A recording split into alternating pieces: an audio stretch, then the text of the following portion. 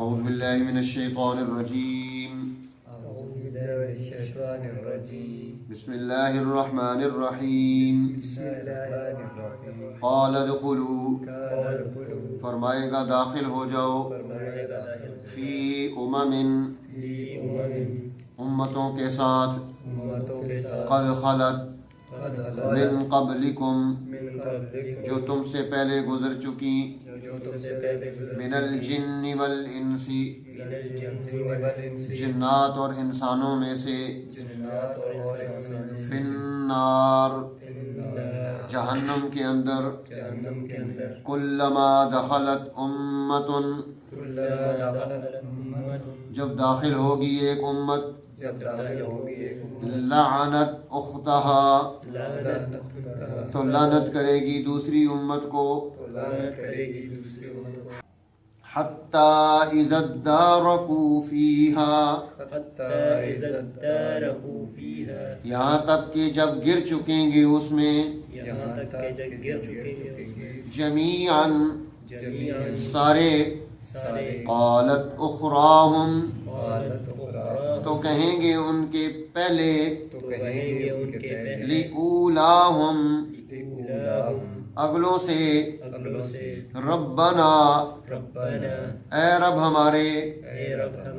ہؤلائی، ہم کو انہی نے، اضلونا، گمراہ کیا تھا، فآتihim، عذابا، سو تو دے ان کو عذاب، ضعفا، دگنا، من النار، آگ کا، قال، فرمائے گا، لکل ضعف، دونوں کے لیے دگنا ہے، ولکن لا تعلمون، لیکن تم نہیں جانتے، وقالت اولاہم، اور کہیں گے ان کے پہلے، لأخراہم، پچھلوں کو، فما کان لکم علینا، پس کچھ نہ ہوئی تم کو ہم پر، من فضل، بڑائی، فذوقوا، اب چکھو، العذاب، عذاب، بما کنتم تکسبون، بسبب اپنی کمائی کے۔ یہ ہمارا قرآن حکیم کا روزانہ کی بنیاد پر ترجمہ کا سلسلہ چل رہا ہے۔ اس میں الحمدللہ ہم 8ویں پارے سورہ اعراف میں پہنچ چکے ہیں، اور یہ آپ کے سامنے آیت نمبر 38 اور 39 تلاوت ہوئی ہے۔ اور آج چونکہ لیلۃ النصف من شعبان ہے، تو ویسے تو یہ درس ہمارا روزانہ کی بنیاد پر ترجمہ چل رہا ہے۔ درس قرآن کا الگ سلسلہ ہوتا ہے جو آپ کو یوٹیوب پہ ہم شروع کیا ہے، آپ تک پہنچا رہے ہیں۔ وہ پہلے پارے سے شروع ہوا ہے الحمدللہ، وہ بھی پورا چلے گا قرآن۔ تو یہ آگے چل رہا تھا، یہ ترجمہ قرآن کی کلاس ہے، اور اس میں ہم کوشش کرتے ہیں کہ قرآن حکیم کا لفظی ترجمہ اور اس کی ضروری باتیں ہمارے دوستوں کے ذہن نشین ہو جائیں۔ اس کے ساتھ ساتھ مختلف کتابیں، یہ دراسات دینیہ کا کورس ہے، وہ ہم چلا رہے ہیں، دوستوں کو اس میں بھی شرکت کرنی چاہیے۔ ماشاءاللہ یہ ٹیم جنہوں نے یہ 8 پارے قرآن حکیم کے پڑھے ہیں، بہت سارا علم ان کے پاس آ گیا،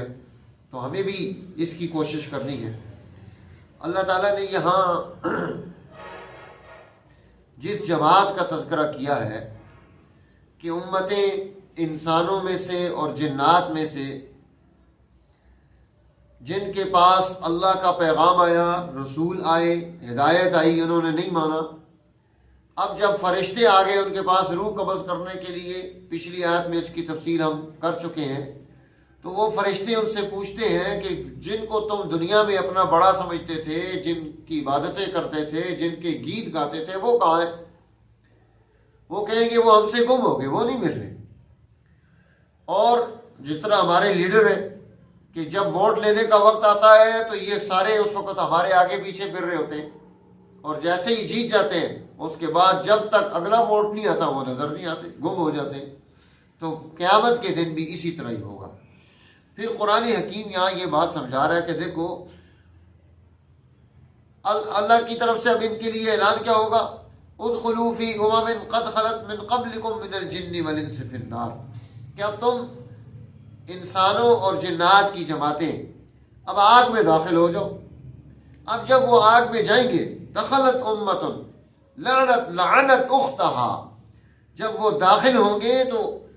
اپنی اس وہاں موجود، جیسے انسان کسی کے پاس جاتا ہے تو وہ اسے خوش آمدید کہتا ہے، وہ اسے ویلکم کرتا ہے، وہ اسے جو ہے اچھے طریقے سے بٹھاتا ہے، اس کے ساتھ اچھی بات کرتا ہے۔ لیکن جہنم میں جب ایک جماعت جائے گی تو دوسری جماعت جو وہاں اس کو خوش آمدید نہیں کر رہی ہوگی، اس کے لیے کوئی اچھے الفاظ نہیں ہوں گے، اس کے آنے پر جو ہے وہ اسے خوشی کا کوئی کلمہ نہیں کہے گی جیسے ہر قوم کہتی ہے، بلکہ لعنت اختہا، لعنت کا کلمہ وہاں ان کو ملے گا۔ تو گویا جہنم کا جو ماحول ہے وہ ان کے لیے اور آنے والوں کے لیے جو موجود ہیں وہ ان کے لیے عذاب ایسا ہوگا کہ وہاں پر کوئی خوشی کی بات نہیں ملے گی، ایک دوسرے سے بھی نہیں ملے گی۔ تو یہ حالات ہو جاتے ہیں کہ خوشیاں ختم ہو جاتی ہیں جب انسان غلط راستہ اختیار کرتے ہیں۔ جیسے آج ہمارے ملک کے حالات ہیں کہ ہم ہر طرف غم میں مبتلا ہے، پوری قوم غم میں مبتلا ہے،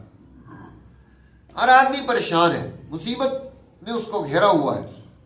ابھی گزشتہ دنوں ایک ماں باپ اپنے بچوں کو زہر دے کر خود زہر پی کر مر رہے ہیں، اور اسی طرح ہر آدمی وہ دوسروں کو لوٹنے کے چکر اور اس طرح کے بہانے بنا کر وہ جو ہے قوم کو گمراہی میں مبتلا کر رہا ہے، کوئی کس اعتبار سے، کوئی کس اعتبار سے۔ اس لیے فرمایا کہ اب جب وہ وہاں پہنچیں گے تو وہ کہیں گے کہ یہ جو پہلے آئے ہیں انہوں نے ہی ہمیں گمراہ کیا تھا۔ اب اللہ کے حضور دعا کریں گے کہ اے اللہ ان کی گمراہی کی وجہ سے ہم جہنم میں پہنچے ہیں، فآتِهِمْ عَذَابًا ضِعْفًا مِنَ النَّارِ، ان کے عذاب کو ڈبل کر دے۔ اللہ فرمائے گا لِكُلٍّ ضِعْفٌ، صرف ان کے لیے نہیں، تمہیں عقل نہیں دی تھی، تمہیں قرآن نہیں دیا تھا، تمہیں رسول نہیں دیے تھے، ہم بچ نہیں سکتے، ہم کہیں جی انہوں نے ہمیں گمراہ کر دیا تھا۔ اللہ فرمائے گا تمہارے پاس ہدایت کے راستے نہیں پہنچے تھے، ہدایت کیوں نہیں قبول کی؟ لِكُلٍّ ضِعْفٌ، تم سب کے لیے ضعف ہے، دگنا عذاب ملے گا، لیکن اب تم اسے نہیں جان رہے۔ تو اس لیے اللہ تعالیٰ نے دنیا میں انسان کو عقل دی ہے، کام کرنے کی تدبیر دی ہے، رسول بھیجے ہیں، ہدایت کے راستے بھیجے ہیں، وہ سب اسی لیے ہے کہ انسان وہ اپنی عقل و تدبیر سے درست راستے کو اختیار کر کے کامیابی حاصل کرے۔ آج ہمیں اس بات کی بڑی ضرورت ہے، سچے لوگوں کو تلاش کرنا، ان کی اتباع میں بیٹھنا، اس معیت کو قبول کرنا، یہ انسان کو کامیابی کی طرف لے کر جائے گا، ورنہ تو تباہی اور بربادی ہے۔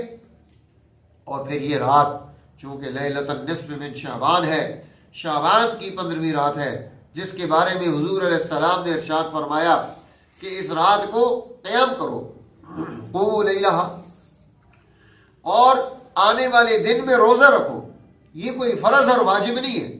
یہ مستحب عمل ہے کہ ہم اس پر اس کے جو ہے نا بہت فرض ہونے پر دلائل دینے شروع کر دیں،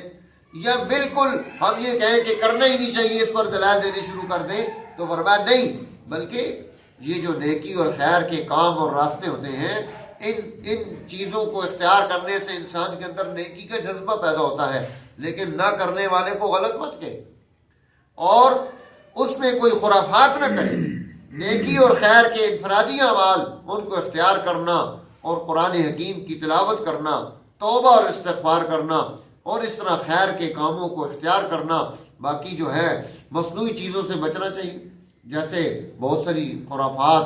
وہ ہماری سوسائٹی ان کو رواج مل گیا